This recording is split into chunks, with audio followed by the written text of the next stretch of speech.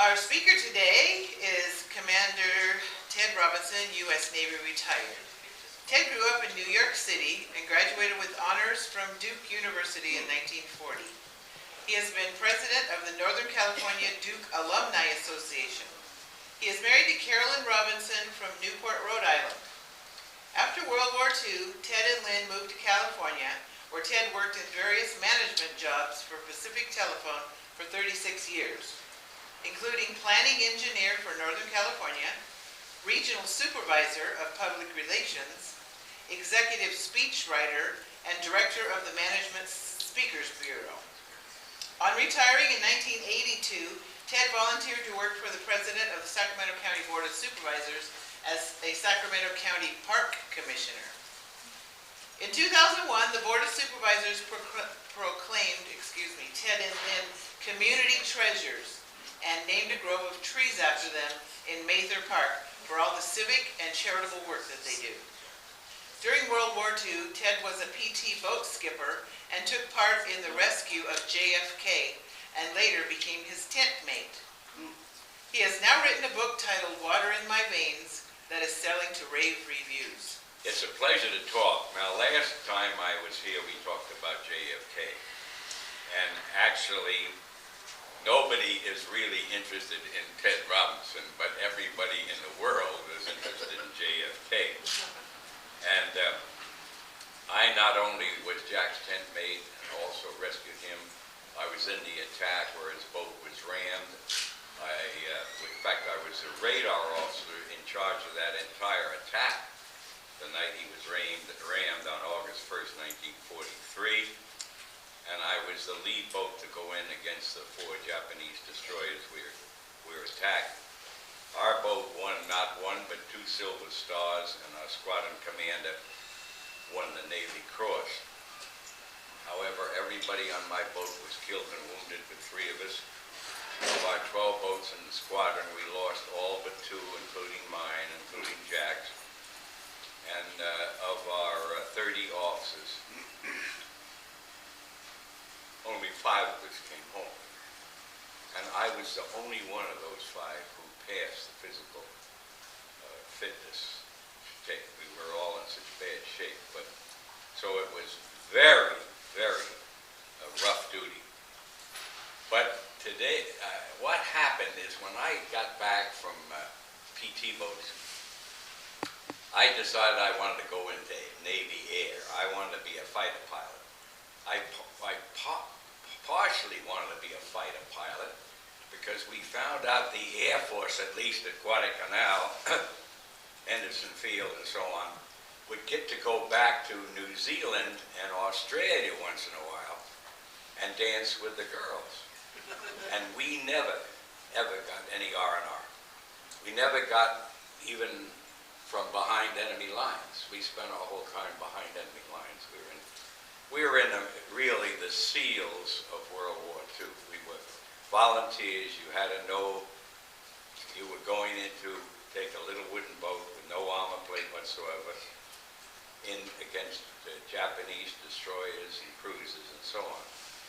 And that's what happened, and that's why we lost so many people. So when I got back, I put in for Navy Air because I particularly wanted to dance with the girls in New Zealand and Australia because I'm from New York City, and a little friend of mine by the name of Bobby Hilton, who was cute as could be, she and I won all the New York City dance contests with the big bands with like Benny Goodman, Tommy Dorsey, all those guys. We could really dance. I think it's Bobby to this day. In fact, my wife, if you ask my wife, who often comes to my speeches, as to why she married me, because she was from Newport, Rhode Island. She had danced with every Golden Boot, every Navy officer that ever went to the War College. And she said, "You were the best dancer," and that's why I married you. Well, so I decided I would go into Navy Air. I passed all the tests, and I had orders to go to pre-flight in Dallas, Texas. When suddenly I got a letter that I was going to be transferred to amphibs. And I was very upset because I wanted to go into Navy Air. And I couldn't understand why they had taken me and everybody in the Navy in transfer and put them in amphibs. And I found out a week later, we had the invasion of Europe. And because we had been out in Guadalcanal a year and a half before Omaha Beach, a year and a half. And I had been back, I was back in the States, and they expected huge amphibious losses at Omaha Beach, and they got them. And so I went into amphibia, and they sent me to train to be captain of a LST, a landing ship tank. Now they're a hell of a lot bigger than a little PT boat. That's what an LST looks like, and there's a gentleman here who was on LSTs can tell you we carried scads of tanks and troops. They were huge ships, and it was a real change. And I came out tops in my class in LST, so they immediately made me captain of a brand new LST built in Hingham, Massachusetts, LST 1062, because it was late in the war and we were getting up into the high numbers. And then they eventually made me Vice Flotilla Commander of 12 LSTs, and I was 25 years old and I looked like 12. I'm 94 now, and nobody will believe it, that I am still a tournament tennis player, and I played up until my wife fell down 3 months ago. I played the former #1, #2 women's player in the world who lives in Sacramento. And I played for Duke, and I played #2 at Flushing High, and so I came to California because I found when going to PT boats and LSTs, I came in February back home, and people were out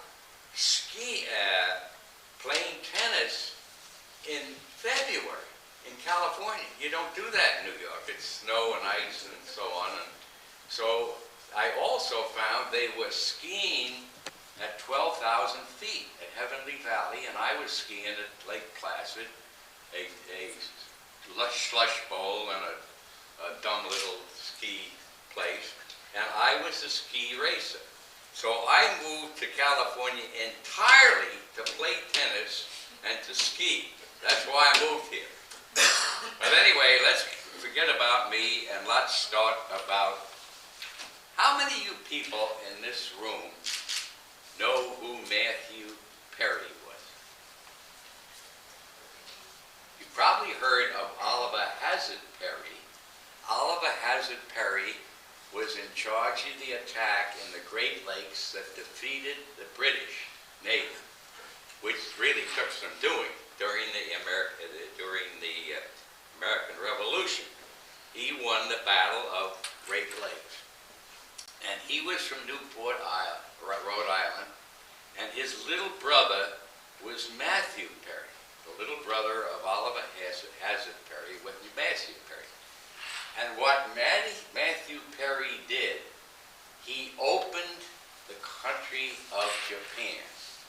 All during the 17th century, the Emperor of Japan never allowed any foreign ships to land in Japan.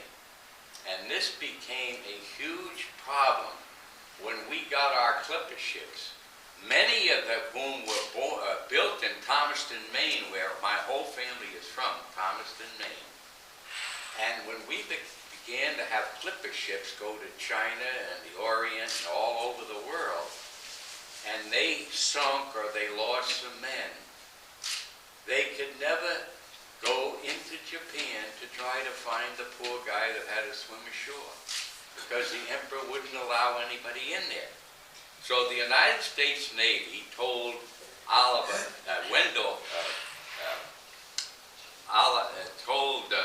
Matthew Perry that he should go into Tokyo Harbor and opened up Japan in this happened, I think, around 1850 something this happened. And he went in with his one Navy ship, and the Emperor of Japan told him to get his butt out of there, and he had to leave.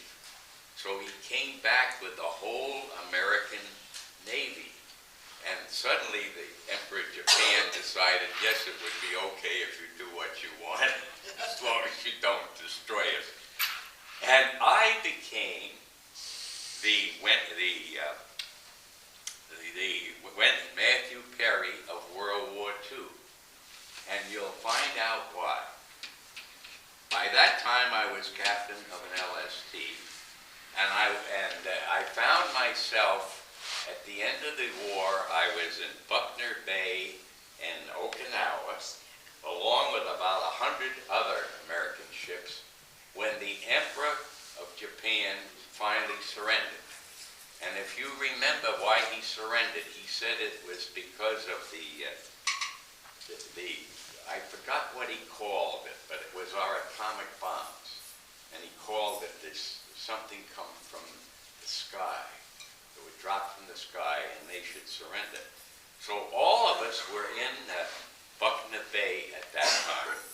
And I was ready to load up with a bunch of Army tanks and so on. And so I did. And I went into Japan, right next to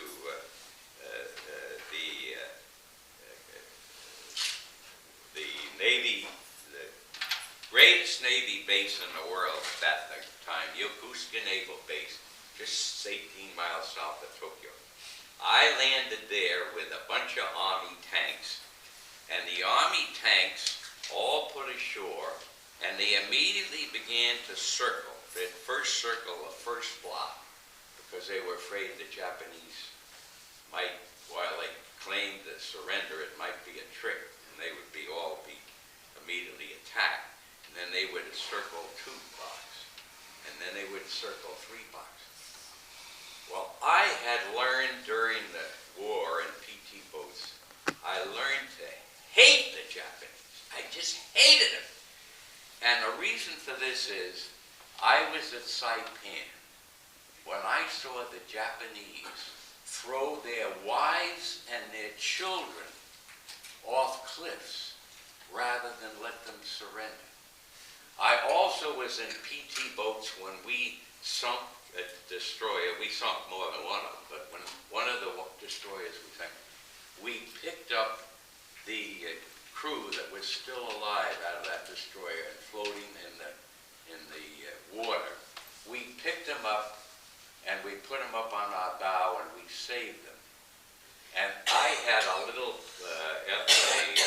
seaman second class that everybody called Muscles, because he was so weak he couldn't cock the guns, but we all called him Muscles. And he was a really nice kid, so he saw that the Japanese up on our bow were all starving and they were all hurt and they were all hungry. And he made the mistake of taking some water up to them, and he had this 45 millimeter Thompson submachine gun, which we all carried. He had him around his neck, and the Japanese grabbed him and turned his gun on him and murdered him. And we had to blow all the Japanese off our bow, which is exactly what we did. I thought that was so cruel. Here, Muscles was trying to save him. And I found they did things like that. And then I found that my college roommate, Wally Mooring from Duke,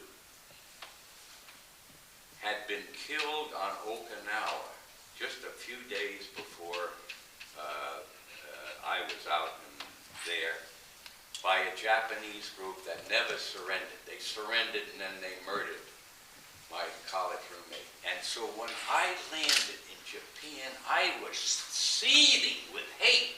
Just hate. And so I was captain of the whole LST. So I got on one of the Army tanks, and they couldn't, I was full captain of the ship, so I could do what I wanted. And I put my executive officer in charge of my ship, and I got in one of those tanks, and I jumped off that tank at the first intrusion they made, about about 6 blocks into Yokosuka Naval Base, right next to Yokosuka Naval Base. And I had my .45 and I was going to kill the first goddamn Japanese I saw. And I got out of there seasoned with help. And you know, in Japan they build all their houses right up to the street, which is a heck of a good idea. Because out here in America, we put front lawns. But in Japan, there's gardens 360 degrees all around their houses because their fences right up to the street. And I could hear them talking behind the fences. And they were probably saying, oh, there's Whitey. There's the one that the Emperor says is going to kill us. There's this guy that's an animal. There he's out there. And we didn't know what he was talking about. And what happened is one of the little girls, she must have been about 5 years old, when she saw this strange white man in uniform running by, broke loose from behind her fence and away from her family. And she ran out and she grabbed my hand. And I had met the enemy and they were cute. And her mother came running out hysterical. They had been told we were going to kill them and all. And she grabbed up her little daughter and she was shaking with fear and crying. And I was trying to explain in English because I couldn't speak Japanese. Oh, we're not going to hurt you, little girl. I don't kill little girls. I was very upset with myself, and I went back to my ship ashamed. And I thought, this is not the way to treat the Japanese, because I eventually found there were practically no Japanese men alive. They'd all been killed. If they hadn't been killed early in the war, our bombers had killed them. Our bombers had destroyed everything for 18 miles. There was nothing standing. And so I thought, well, I'm not going to find anybody to kill myself, and so I did away with this. So we went back to the base, and I was in Buckner Bay again, and thank God they were just about to load me with some more troops, because the American military was very afraid that the Japanese emperor, when he retired, it was a trick, and they would let maybe the first couple of 100,000 American troops get ashore, and they would be murdered. And so we were anxious to load up with more troops right away, and just luckily, they didn't get to loading me yet when suddenly the greatest typhoon in the history of the world. Now, you know, right now on TV, they're talking about there's a typhoon coming into the Philippines. The greatest typhoon in the world up to that time had been at Okinawa when we were there, where we were all active. The winds were over 200 miles an hour, and there were 100 American ships all stacked into Buckner Bay, all drifting into each other and banging into each other, and so on. And just luckily I was unloaded, but a lot of them were loaded with troops and things. And so we were drifting into each other and swinging on our hooks and banging into each other, and the Navy made the mistake until the typhoon reached force 8, and they told us all to get underway immediately, and yet only one ship at a time could get out of Buckner Bay through the anti-submarine nets. Well, an LST probably has less power for its size of any ship in the United States Navy, just like a PT boat had about the most for its little boat. And so every time I got underway and started to be the one ship to go out of Buckner Bay through the submarine nets, a big high-speed destroyer, a cruiser, or a big aircraft carrier would cut me off, and I'd have to swing around and start all over.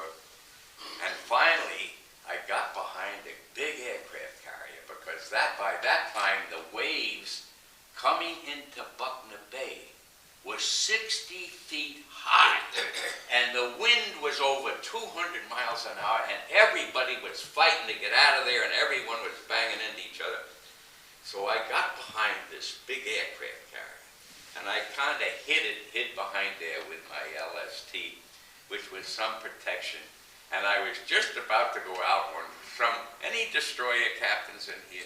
Well, some goddamn destroyer captain cut me off, and he pushed me in against the edge of the anti-submarine nets, and suddenly I heard clump, clump, clump, because my starboard propeller caught on the very end buoy of that anti-submarine net. And suddenly, one of my engines is bang, bang, bang, and I'm already committed. I gotta go to sea, and the whole ship is shaking, and oh God, I didn't know what to do.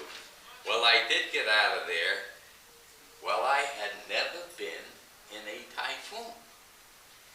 And Okinawa is the typhoon capital of the world. Naha, the main city in Okinawa, if you've ever been there, you will find was surrounded by cement walls, each home 20 feet high, because they had one typhoon after another.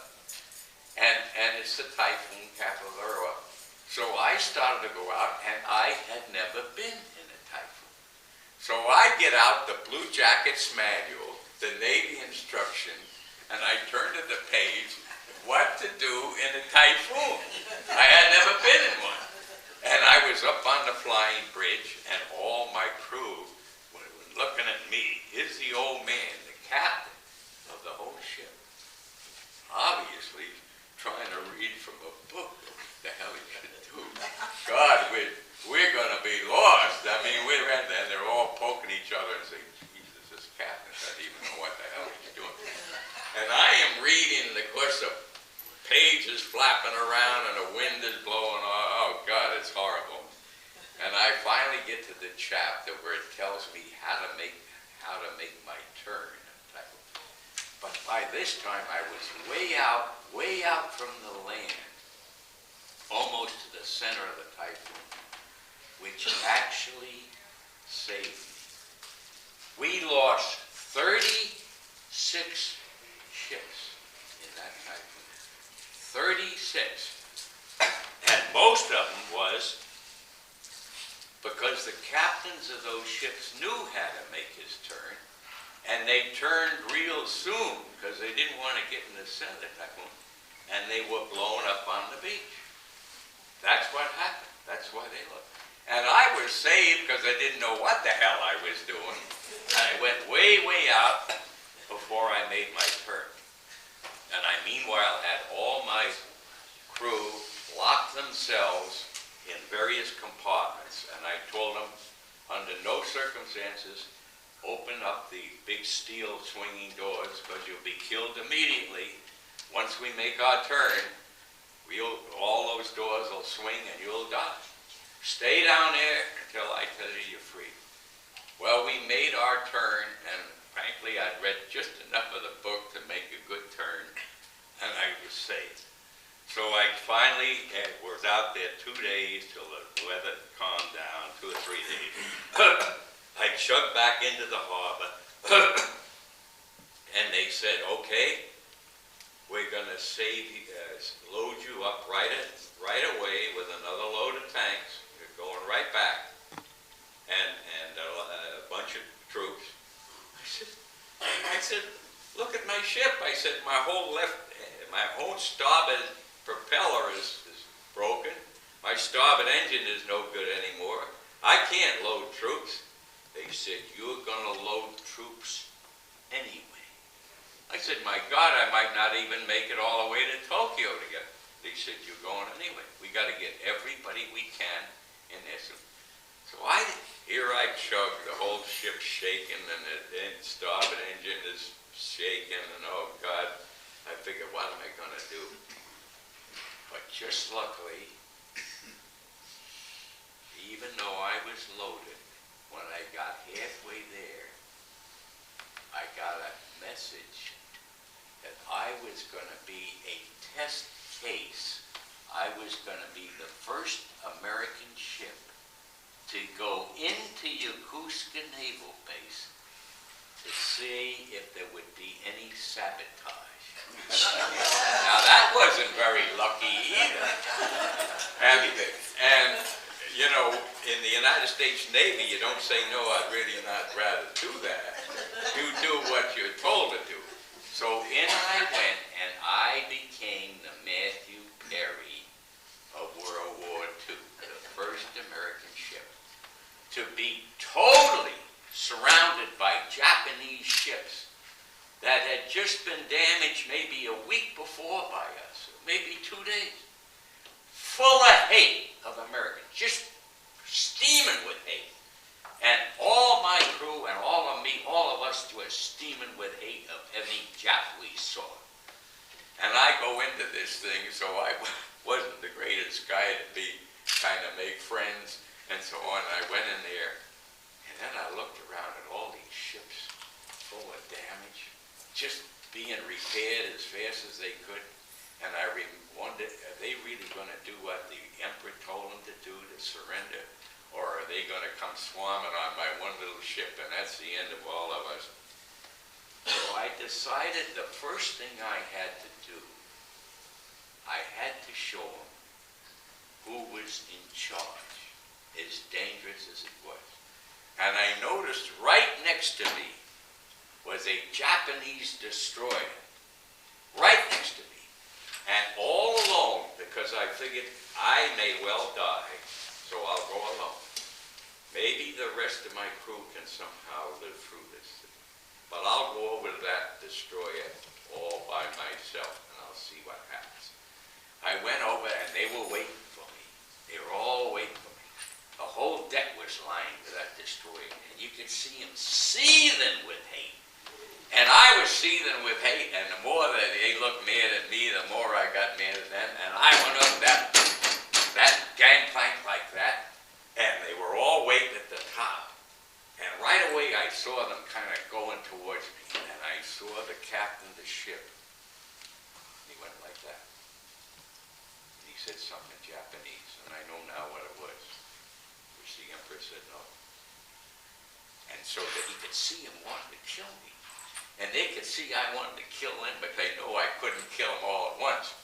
So I decided the first thing I wanted to do is I wanted to see their charts, the Navy charts. While I couldn't read Japanese, I could see from the shape of the islands and stuff shown on the charts, I could see what area it was, and I wanted to get the charts from Guadalcanal. I wanted to find out how good their charts were, that we were fighting them at Guadalcanal, and they seemed to be able to go right along the beach within within 100 yards, with all the reefs and all. They knew all what the reefs were. They knew everything that we didn't know. We lost scads of PTs on reefs. I lost mine eventually on a reef. And because we didn't have the charts. The charts we were using were British Admiralty charts, dated 1872. That's what we were using. And the Japanese had planned to go into Guadalcanal years earlier, and they had this all planned, and they had all their charts and everything up. So I went over to their chart table, and I pulled up, their chart house was right behind their wheelhouse and so on. And I opened the big drawers, and I opened the first chart, and I could tell from no islands, and that wasn't Guadalcanal. And I threw it on the deck.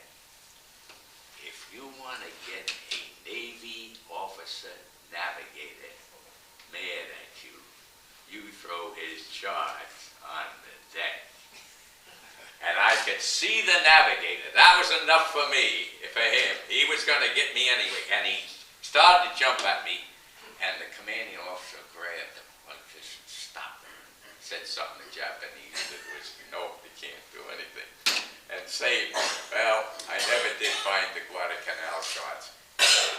But when I got off that ship, the word got around real fast that, boy, these Americans are tough. That was one tough little son of a bitch that came aboard our ship. if they're all this way, we are in big trouble and we better not mess with them. So it turned out to be a great thing because from then on, we had no problems. Well, the next thing we knew was we got no sabotage, but they sent a whole crew out to, in fact, there's a picture I'll show you after I speak over here. They sent a whole bunch of Japanese workers out to start working on my propeller, to fix it. And they also started, I found out later, they got orders, as long as I was right in the dry dock and they had emptied all the water, they were going to have my whole side scraped and repainted and everything fixed. And they were going to show how nice they were. So we wouldn't, because our bombers were controlling everything, bombing the hell out of them. And they, by that time, decided they wanted to try to make some friends with us. So they started working on our ship. And then I found out how cruel they were to their own subordinates. Do you know anything about how the Japanese Army and Navy and all treated their enlisted men? How they treated us? Do you realize the Japanese, if they got an American prisoner, they made you bury alive your best friend, another American sailor. Bury him alive. That's what they did. That's what they did. And their workers treated their workers, their foremen, the same way.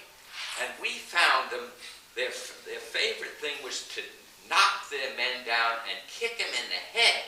That's what they would do. And they started to do this, and I began to think, they'll all be dead, and I want my bottom scraped, I want my ship fixed, and I want to get the hell out of here before the emperor changes his mind and says, no, get Whitey. And so I got the biggest gunner's mate I had, which was, this guy weighed about 300 pounds. He probably played for the Raiders or somebody. A big tough guy. He said, you go down there and straighten out those foremen. So he went down there and he picked those little Japs. They're all little, even the tough ones. Pick them up by the back of the neck like that and shake them. And he'd, tell this guy, wait till you see what happened to you if you don't change. So that's what happened. And then we found the reason they were all keeling over is they were starving to death. The bombers, all the country was starving. They were all dead or starving. They were in terrible shape. So we began to line them up with our sailors and feed them because we wanted them in good shape to scrape my bottom and fix my propeller. And pretty soon, our crews learning a little Japanese and they'll learn a little Americans. And their guys are delighted to be eating. And then we found out they were also all very sick. I had a doctor. I had a pharmacist mate. I began to give them medical care. And then I found their little kids and their wives were eating out of our garbage cans at the end of the dry dock because they were starving. So we began to feed their wives and their little kids. And we became to be like Jesus. Honest to God, they loved us. And we all became friends, and we began to speak a little Japanese. And we all fed them. We took care of them. So I began to think, well, I'll begin to see a little of the town. And the thing that got me was up above the Yokosuka Naval Base, which is the biggest naval base in the world. It's bigger than any American Navy base, any British Navy. It's the biggest in the world.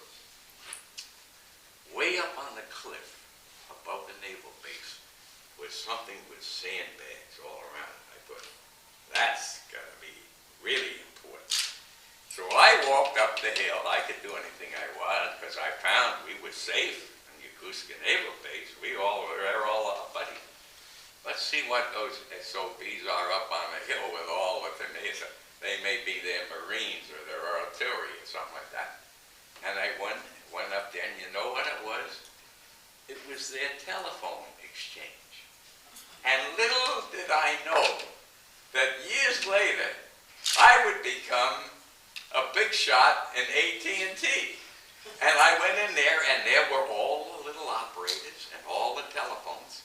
And years later, I was in charge of thousands of American operators all up and down the coast. I had everything from Canada to Mexico. I had a huge job. And so I went in there, and right away up came this little Japanese guy who must have been the district man, which years later I became for AT&T. And he's up there bowing and scraping, and he's bowing and everything, and he thinks I'm there to take over the telephone base of Yokosuka Naval Base. Well, I didn't even know how to run a telephone. Little did I know I'd become a huge planning engineer of the biggest company in California, telephone company in the world. But anyway, that's what that turned out. Then I decided what I really wanted to see is I wanted to see their subway system. Because if you grew up in New York, Flushing, New York, which I did, you were on the subway every day. Everybody in New York goes to Wall Street. I worked on Wall Street. I lived in Flushing. I went every day on the subway. And I had heard that in our terrible bombing raids, lots of Tokyo people saved their lives by either jumping into the canals when everything was burning or going down in their subway base. So I went alone. I decided I wanted to see how their subways work. I went down there, and as I went into the subway, I saw a lot of men going into the room just outside the entrance of the subway, and I figured out that was a men's room. And I would be on the subway for a while, so I better go to the potty first. And I went in there, and I went in the potty, and I was taking care of things, and the next thing you know, in comes a Japanese lady, and she crouches down right behind me, and all they had was these little holes in the ground. And she thinks nothing of crouching down on one side of me and another lady on the other. But I was so busy putting my equipment away, I got my pants all wet, and I decided that I don't go in restrooms. And incidentally, years later, my wife and I have traveled all over the world. My wife and I have been in every place in the world. I can tell you, Morocco, they have just little holes in the ground, and they give you 2 pieces of paper that big. That's all you get in Morocco if you go to the potty. And ladies come in next to you. But anyway, so I went and got on the subway, and I decided I'd get on the front car of the subway so I could see everything I could. And I wanted to see if they could still keep some of their subways running over during all this bombing. So I got on the front car. And the next thing I found, that while I was in New York and I'm only 5'6", I spent my entire life commuting to Wall Street looking at underarms, because I'm only 5'6". In New York, you're looking under people's arms all the time because they're all hanging on straps and subway. But in Tokyo, I could look over everybody in the whole car because they were little. And then I noted there were no men, and I realized all the men were dead. And then I saw the women were all openly nursing their babies. So then I figured they must have gotten some home duty about every 9 months, because a lot of these women were pregnant. How did they get pregnant? Some of them must have gotten home like our Navy was sent home, except us in PT boats. We never got home for 18 for a year and a half. But anyway, so I figured that's what was happening. Well, we got out of the subway where Japanese had hidden a lot of their people, and there was stuff all in there that they had hidden. And we went elevated, and I was amazed that they had been able to fix a lot of their elevated portion of their subways, because they were desperate to keep their factories running to invent, to produce arms, and so right up to the end of the war. And the first station we got that were elevated, a man, Japanese man, came aboard the car. And nobody would sit near me.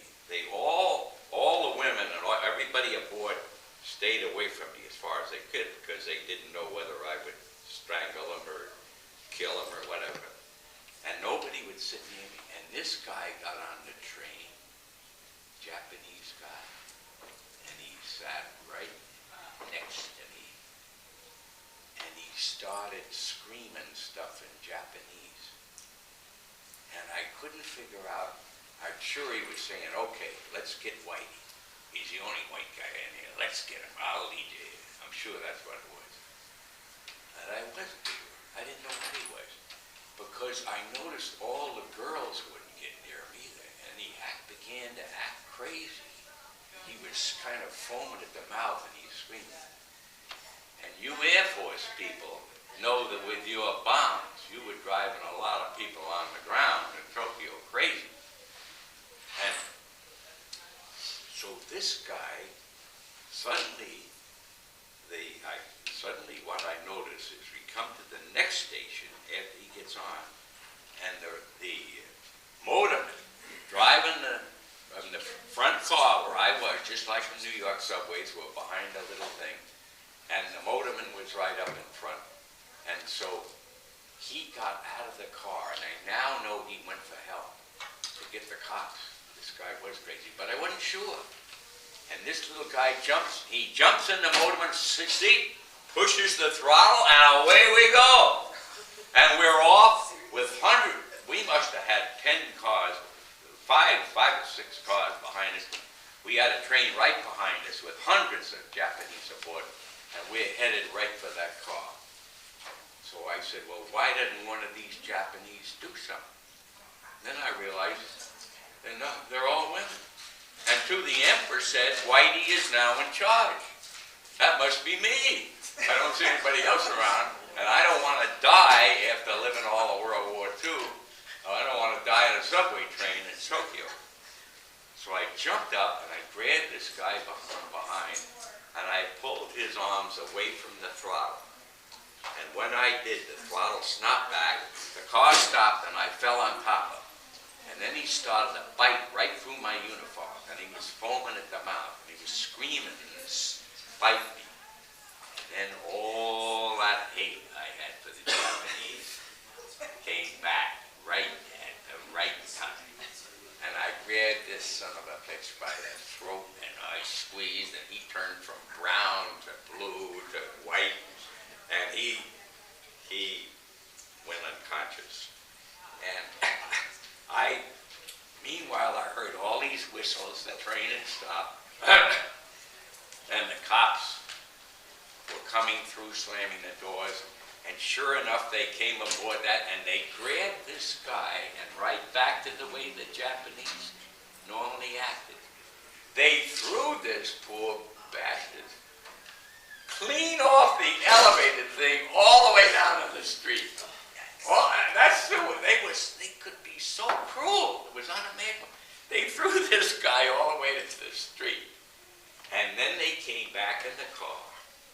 And they said something in Japanese. And all the passengers of the car stood up. And they all bowed over. And they said, arigato. Arigato. Which means thank you. Thank you. And I was a hero. But I was so upset, I thought maybe the next train I get on, the guy maybe they won't stop it in time. So I got on the next car and I went back to the ship. And the people are all asking me, where you been, Captain? And I didn't dare tell them because I knew nobody would believe me. But the doctor of the ship always sat next to me, the captain, at the dinner time. The doctor sat next to me. He says, Captain, what's the matter with you? I said, what do you mean? He said, look at your uniform. It's all full of, it's ripped. He says, you're bleeding. What's it going? And sure enough, I was bleeding all over my arms from this. And then I had to tell him. And I don't know whether they even believed me what happened. But I did. Well, anyway, we soon began to see Tokyo, and we found out our major problem. How are we doing on time here? 10:30 almost? Okay. I soon began to find out that we could never find anybody who could speak English in Japan. And so even though we had our own jeep that we had stolen from the Army, we couldn't find anybody that could speak English or know English till one day we saw a blonde guy with a gal that looked half Japanese, half white, hitchhiking. And we picked him up. And it turned out he was a German sea captain whose ship had been caught in Japan on December 7th when the war was declared, and they couldn't get back to America. And he had married a Japanese girl whose father was a British sea captain, and his mother was Japanese, who had the British sea captain had been caught in Japan during the war and couldn't get back to Britain. And they told us they hated, even the Japanese woman had hated the Japanese because said they were always lied to. They were told the Japanese were in the White House and Franklin Roosevelt was suing to surrender. And meanwhile, they looked up one day and they saw all these big British, American bombers bombing them, and they knew something was wrong. And they took us up to their little village in the mountains, which looked like a German village. They lived there the whole years of the war, and there were little German kids running around. And the first question they asked, because they could speak English, that they asked me, "How is little Shirley Temple?" They had seen American movies before the war, and seen Shirley Temple. And we became great friends with them. And then one day, and we're almost finished now, one day this little Japanese old man drove up in some beat-up old junky truck he had tried to make look like a taxi. And he was old, and he was poor. And he came up and he wanted to take us around town. And he could speak English. And he knew where everything in Japan was, where the Emperor's Palace was. That's where MacArthur was, incidentally, downtown in the Emperor's Palace. We were out at Yokosuka Naval Base. For some reason, they had never sent an admiral. They had never sent anybody but me out there. I was a lieutenant. I was running the whole biggest Navy base in the whole world. They never sent, Halsey never sent anybody up there. The Army had MacArthur downtown. I was running the biggest naval base in the world. I don't understand it to this day. It's a true story. And so anyway, we found out this guy could speak English, and he began to show us all around. And everywhere we went, now we started to go downtown, and they began to open some few little stores at night. They had trying to sell little stuff. And we got talking to them. And the Japanese will never ask you a direct question because it's considered rude. And one day he broke the law. He said, "Captain, where you come from?" And I knew he meant where was I just before I got into Yokosuka. "Oh," I said, "I came from Okinawa." He said, "Okinawa? My son in Okinawa." I said, "Your son was in Okinawa? Where was he there?" He said, "He was at Shuri Castle." We lost 7,000 Marines and Army every day at Shuri Castle. The Japanese had taken Okinawan women and children and used them as human shields to defend themselves. All that hate came back into me. I said, "Your son, Okinawa?" He said, "Yes." I said, "What did he do at Okinawa?" He said, "He was a Navy Marine at Okinawa." And I said, "Your son was at Shuri Castle?" He said, "Yes." And I said something that you will never, to this day, I I said, you know what? I killed that son of a bitch. And he fell to his knees and he started to cry. He said, I've lost my wife. I lost my daughters. I lost my home. But I hope I still had my son. And you killed him.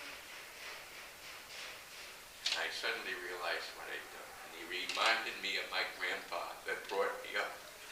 I was brought up by my grandpa, who was stone deaf, poor, Canada, who was deaf, who couldn't walk. And here, this old guy that's trying to help us with this junky little taxi, I'm telling him I'm his son. And you know, wherever we stopped in Japan, a big circle always formed around us. And they never acted like they were looking at us, because it was rude. But they were all watching. And I leaned over and I picked up this Japanese chauffeur, who we call him Shuri. Sushi, we call him Sushi. And I picked him up and I said, Sushi, I'm sorry I said that. He said, I didn't kill your son. He said, I said, this has been a terrible war. I'm full of hate. And I said, I'm sure your son was full of hate. He said, it's not your fault, it's nobody's fault. And I lifted him up. And when I lifted him to his feet, we hugged each other. And all the Japanese turned around and they smiled. And I got Sushi, and from then on I went back to the base and I made him, I did all the paperwork to make his taxi the official Navy chauffeur for Yokosuka Naval Base. And I knew his old taxi had fallen apart any minute, and I gave him our Jeep, our American Jeep. And I made him the official deal. And my hate, my long-standing hate of the Japanese ended. We all ended up friends. And we've learned a great respect for the Japanese since. That is the end of my story.